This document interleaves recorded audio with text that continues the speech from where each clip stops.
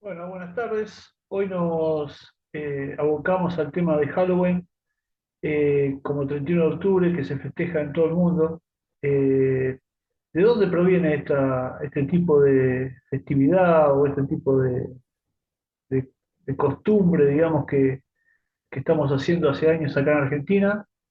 Y después el 2 de noviembre. ¿Qué relación hay entre el 31 de octubre y 2 de noviembre? Les voy a poner en pantalla un PowerPoint para tener una referencia. El tema de Halloween, un tema controversial. Y por supuesto, me preguntan si los evangélicos o los que creen en Dios pueden eh, festejarlo, pueden abocarse a este tipo. La idea es que no, porque ahora vamos a ver los significados de cada festividad y a ver de dónde provienen y a qué apuntan cada una de ellas. Entonces pusimos, ¿qué se festeja el 31 de octubre? ¿Qué se festeja el 2 de noviembre? ¿Qué diferencia hay entre ambas festividades? ¿Qué dice Dios y la Biblia al respecto de todo esto? Bueno, esas son las preguntas que siempre tenemos y tampoco sabemos bien la diferencia, ¿no? Entonces, bueno, vamos a tratar de dilucidarlo a través eh, de este mensaje o de este estudio. Bueno, todos los 31 de octubre se festeja Halloween. Hallow Eve significa víspera de todos los santos. Origen en las tradiciones celtas, tribus de la parte central y occidental de Europa, desde el siglo 8 hasta el siglo I antes de Cristo, ¿no? Siglo 8 antes de Cristo hasta el siglo I antes de Cristo. Que lucharon contra el Imperio Romano, por supuesto, ¿no? El Imperio Romano, recordemos, comenzó por allá en el ciento o siglo, sí, un poquito antes del siglo II antes de Cristo, hasta el siglo IV después de Cristo, y luego continuó a través del papado romano hasta nuestros días. Ese imperio vendría a representar la parte de hierro de la estatua o del monumento que había fabricado Nabucodonosor en los tiempos de Daniel. Eh, el sueño que había visto Nabucodonosor y se lo había interpretado Daniel. Eh, Lucharon contra el Imperio Romano. Estados Unidos popularizó esta fiesta y actualmente es un comercio muy grande porque deja unos 15.000 millones de dólares de ganancia cada año que se hace. Eh, Se invierte casi todo el mes de octubre para todo esto y culmina con el 31 de octubre. Se basan en las calabazas, velas, disfraces, sacrificios, lamentar la pérdida de los seres queridos, tristeza, ahuyentar los demonios y fantasmas. Está abocado a eso. Acá hay una- un dibujo, una foto de los chicos, cómo se disfrazan, y el tema de las calabazas, ¿no? Ahora vamos a ver qué significa todo esto. Fíjense que se disfrazan como de Satanás, es la interpretación que se le da vulgarmente, ¿no? O sea, Satanás sabemos que no es así, pero es la interpretación que se le da. Bueno, acá vestido de bruja, pirata, con el símbolo de la calavera. Es un poco esto lo que se festeja en Halloween. Eh, Tratar de evocar o invocar a los muertos. Todos los 2 de noviembre, acá en Argentina por lo menos, y en algunos otros países también se hace. Al principio era 01 y 2 de noviembre, duraba los 2 días, sobre todo a la noche, y se festeja el Día de Todos los Santos, o Día de todos los Difuntos, o Día de los Muertos, con origen en las culturas prehispánicas de Latinoamérica, fusionadas con las costumbres de América, y en esta fiesta se le rinde tributo a los muertos, es decir, se veneran.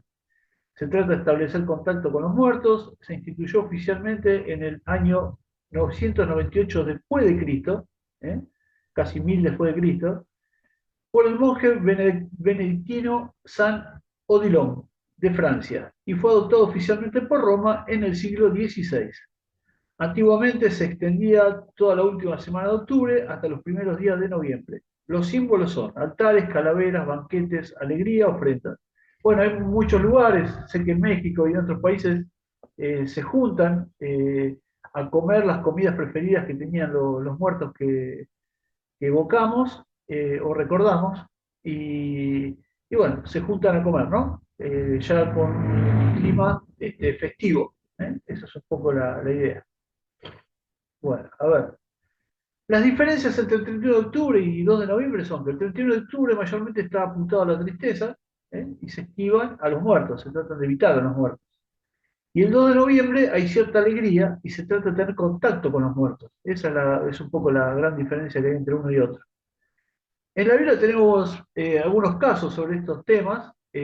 Bueno, una es la primera de Samuel 28, 3, 25, donde Saúl y la adivina de Endor invocan a Samuel. Es un pasaje bastante largo, sino que David era perseguido por Saúl y Saúl había sido desechado por parte de Dios. Entonces, en una forma desesperada por querer obtener el favor de Dios u obtener de nuevo el poder y lo que había perdido, va e invoca a una divina. Esa divina de Endor consulta a los muertos y hace venir a Samuel. Es el único caso en la Biblia donde se hace contacto con uno que ya estaba muerto, que era el profeta Samuel.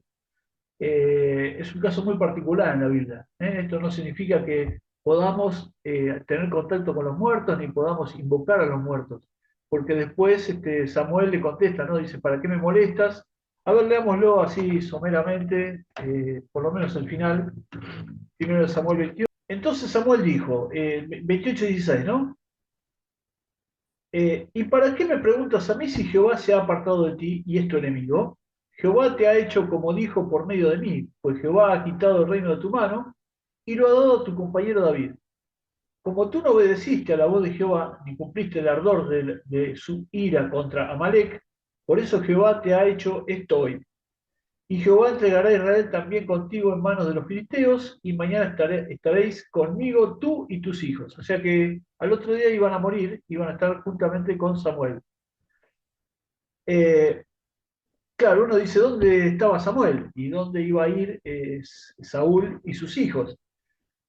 Bueno, creemos que, por lo que dice la Biblia, enamorada de los muertos, ¿no? O sea, a la espera del juicio, como dice ahí en Hebreos 9:27, dice, en Hebreos 9:27 lo leo para que no quede ninguna palabra por ahí suelta, ¿eh? Dice, y de la manera que está establecido para los hombres que mueran una sola vez y después de esto el juicio. O sea, que todos los muertos, actualmente esperando a la enamorada de los muertos, esperando este juicio, que es para vida o para muerte, todos, digamos, vamos al mismo lugar, ¿eh? Vamos a la espera de este juicio, hasta que todos, digamos, las personas eh, mueran y vayan a morar de muerte y luego de esto el juicio.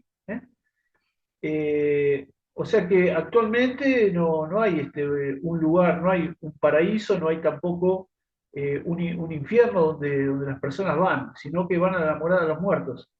Bueno, el Seol o el Hades. Eh, el Seol es en hebreo y Hades es en griego y significa morada de los muertos. Ahí es donde van actualmente los muertos, a la espera del juicio justamente.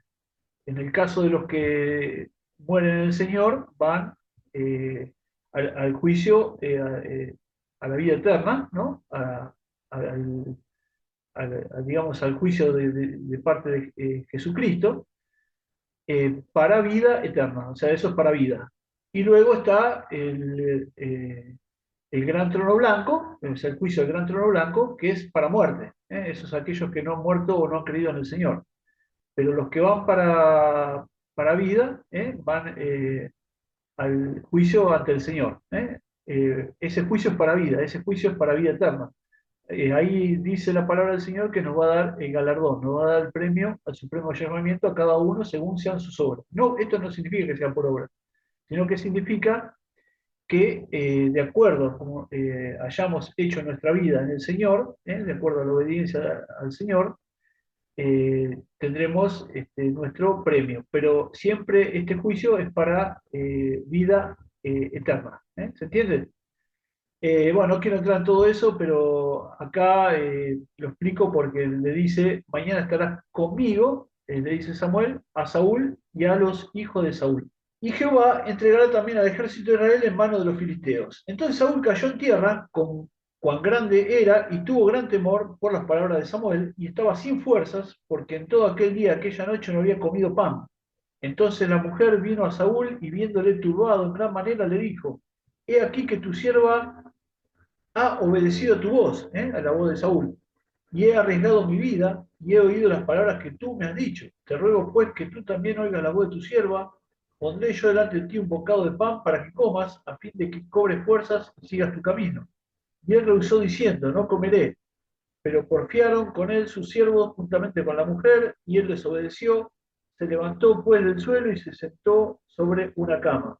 Y aquella mujer tenía en su casa un ternero engordado, el cual mató luego y tomó harina y la amasó y coció de ella panes sin levadura. Y lo trajo delante de Saúl y de sus siervos, y después de haber comido se levantaron y se fueron aquella noche. Pero acá lo interesante es que eh, un poquito antes, en el 28, 10, el 28:9, dice, y la mujer le dijo, he aquí tú sabes lo que Saúl ha hecho, cómo ha cortado de la tierra a los evocadores y a los adivinos. ¿Por qué pues pones tropiezo a mi vida para hacerme morir? Entonces Saúl le juró por Jehová, diciendo, vive Jehová que ningún mal te vendrá por esto. La mujer entonces dijo, ¿a quién te haré venir? Está hablando de los espíritus de los muertos. Y él respondió, hazme venir a Samuel. Y viendo la mujer a Samuel, clamó en alta voz y habló aquella mujer a Saúl diciendo, ¿por qué me has engañado? Pues tú eres Saúl. Y el rey dijo, no temas, ¿qué has visto? Y la mujer respondió a Saúl, he visto dioses que suben de la tierra. Él le dijo, ¿cuál es su forma? Y ella respondió, un hombre anciano viene cubierto de un manto. Saúl entonces entendió que era Samuel y humillando el rostro a tierra hizo gran reverencia. Y Samuel dijo a Saúl, y esto es lo importante, ¿por qué me has inquietado haciéndome venir? Y Saúl respondió, estoy muy angustiado, pues los filisteos pelean contra mí y Dios se ha apartado de mí y no me responde más, ni por medio de profetas, ni por sueños, por esto te he llamado para que me declares lo que tengo que hacer. Entonces Samuel dijo, ¿y para qué me preguntas a mí si Jehová se ha apartado de ti y es tu enemigo? O sea, ¿cómo termina esto? Termina todo mal, porque Samuel le da la sentencia final diciendo que iba a morir al otro día, él y sus hijos, y así fue. Al otro día, ante una batalla, Saúl y sus hijos terminan todos muertos. Por eso creemos que no hay que invocar a los muertos. Aparte, Saúl se molestó, dice, ¿por qué me has hecho venir? ¿No? Le dice claramente a Saúl. Así que, evidentemente, se molestó Samuel. O sea, no le gustó nada que lo haya hecho volver. O sea, no le agradó. Así que es el único caso en la Biblia que tenemos de una invocación de muertos, pero no fue nada agradable porque fue un desastre, ¿no? Así que en Hebreos 9:27 claramente dice que es necesario que todo hombre muera y luego de esto el juicio. En Eclesiastés 9:5 y 7 dice, vamos a leer lo que dice, porque los que viven saben que han de morir, pero los muertos nada saben. No tienen más paga porque su memoria es puesta en olvido. También su amor y su odio y su envidia fenecieron ya y nunca más tendrán parte en todo lo que se hace debajo del sol. Anda y come tu pan con gozo y bebe tu vino con alegre corazón, porque tus obras ya son agradables a Dios. Dice que los muertos nada sienten, o sea, nada, ya no hacen, no tienen ninguna parte ya en esta vida actual. Entonces pasan a la morada de los muertos, Hades o Seol, como he dicho antes. Cuando Cristo le dijo al que estaba al lado de la cruz, hoy estarás conmigo en el paraíso, no se refería al hoy físico que nosotros conocemos, ¿no? Porque para Dios no hay tiempo. Él es eterno presente, el yo soy. El pasado, presente y futuro en una sola línea, en un solo punto. O sea, para Él es vida eterna. El tiempo es para nosotros, no para Él. Así que hoy estarás conmigo en el paraíso no significaba el hoy de, digamos, de Dios, sino el hoy de este hombre, que ese día iba a morir juntamente con Cristo. Pero para Dios no hay tiempo, no existe el tiempo. El tiempo será, el hoy de Dios es un tiempo constante, es un hoy eterno. Es difícil comprender esto, pero hay mucha confusión con esto, así que nosotros creemos que el hoy nuestro es el hoy de Dios y no tiene nada que ver. O sea, para Dios no hay tiempo, no existe el tiempo. es solamente para nosotros, que somos terrenales, digamos, de alguna forma. En Lucas 16, 19:31, bueno, habla de la parábola del rico y Lázaro, ¿no? Y bueno, dice que es una parábola que cuenta el Señor, y se está refiriendo también a que uno va al paraíso y el otro va al infierno, ¿no? Eh, También está hablando de un futuro, porque el paraíso será en un futuro para todos, ¿no? Aquellos que han creído en el Señor. Y el infierno será creado ahí en el Apocalipsis 20, ahí está todo desarrollado, donde va a ser inaugurado por la bestia, el falso profeta, y luego Satanás. O sea, que todavía el infierno no está vigente. Va a ser, digamos, hecho ese lago de azufre, que todos coincidimos, o que la gran mayoría, el 99% cree que es el mismo infierno, será hecho en Apocalipsis 20, porque Satanás actualmente está en la tierra, no está en el infierno. Satanás está acá. Lo podemos ver en primera de Juan 5:19, lo podemos ver en Mateo 4:8, cuando le ofrece los reinos de la tierra al Señor, porque actualmente Satanás está acá en la tierra, él está gobernando actualmente. Un día gobernará Cristo 1000 años, pero actualmente el que gobierna es Satanás. Por eso vemos la tierra como está, por eso vemos todo el desastre que estamos viendo. Eh, en Mateo 4:8 le ofrece los reinos del mundo al Señor. Miren qué osadía la de Satanás de ofrecer los reinos del mundo, porque actualmente los tiene él. Y en primera de Juan 5:19 dice claramente, y sabemos que somos de Dios, pero el mundo está bajo el maligno. En Lucas 10 dice lo mismo, ¿no? Que yo veía a Satanás caer como un rayo. Significa que está acá en la tierra. Actualmente está gobernando acá en la tierra. Por eso vemos todos los desastres que vemos. Esto ya lo he dicho en otros videos también. Como así he explicado la morada de los muertos, bueno, todo esto ya los he dicho en otros videos.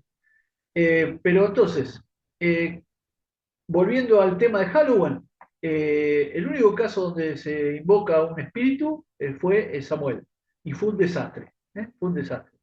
En Hebreos 9:27 dice que tenemos que esperar el juicio. Eclesiastés 9:5 al 7 dice que los muertos ya no tienen ningún sentimiento, ya no sienten más nada. En Lucas 19:31 habla de una parábola, de algo que será quizás futuro, o el Señor lo contaba en su tiempo presente, pero algo futuro. Dice claramente que podemos honrar a los muertos o recordarlos, inclusive visitar sus tumbas. Eso no, en ningún lado de la Biblia está objetado o prohibido. Lo que podemos hacer es venerar a los muertos, no los podemos, por supuesto, invocar, no podemos invocar espíritus para hablar con ellos y mucho menos tener contacto. Los muertos, muertos están, como leemos en Eclesiastés 9:5 y al 7, y están a la espera de la primera resurrección y del juicio o de la segunda muerte según el caso. Bueno, la primera resurrección se está refiriendo al arrebatamiento.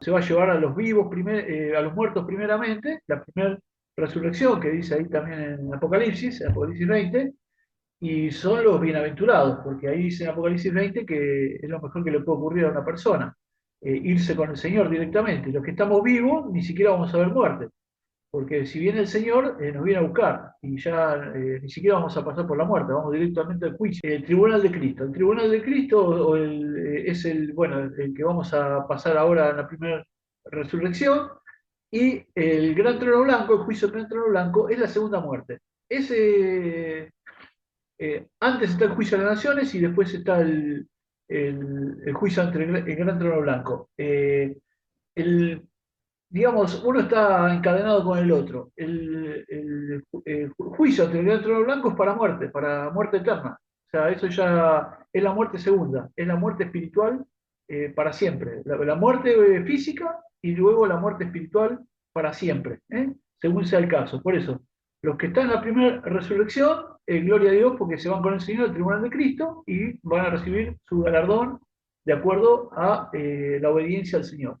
Y en el segundo caso, que es el juicio del gran trono blanco, será para muerte eterna. Esos dice que serán arrojados también al lago de azufre. Así dice la palabra del Señor. Después le leo Apocalipsis 20 porque está todo desarrollado. Bueno, Volviendo al tema de Halloween, acá tenemos el tema de la calabaza.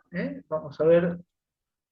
Bueno, el significado de la calabaza, acá está toda la historia. Dice que durante el mes de octubre, millones de personas en todo el mundo tallan rostros fantasmagóricos sobre esta hortaliza e incluyen una vela en su interior con el objetivo de crear candiles terroríficos que se convierten en los guardianes de cada vivienda durante la noche de los muertos. Pero ¿por qué se ha convertido en un símbolo? Por curioso que parezca, el origen de tallar calabazas con rostros fantasmagóricos no está relacionado con Halloween ni con la fiesta pagana de Samhain, celebrada por los pueblos celtas desde antes del nacimiento de Cristo. Hay que remontarse a la época de la colonización de América para descubrir la razón por la que la calabaza se ha convertido en un símbolo de esta fiesta. Bueno, al principio, le resumo, al principio se usaban nabos en Europa porque no había calabazas, pero cuando llegaron a América descubrieron varias hortalizas y entre ellas estaban las calabazas y vieron que era muy fácil de tallar, muy fácil digamos, de iluminar internamente, porque al ser grande, entonces reemplazaron los nabos por la calabaza. La historia, bueno, de la calabaza, una de las versiones dice que, acá, la historia de Jack o Lantern, dice que, bueno, es un viejo relato popular irlandés, de este Jack O'Lantern.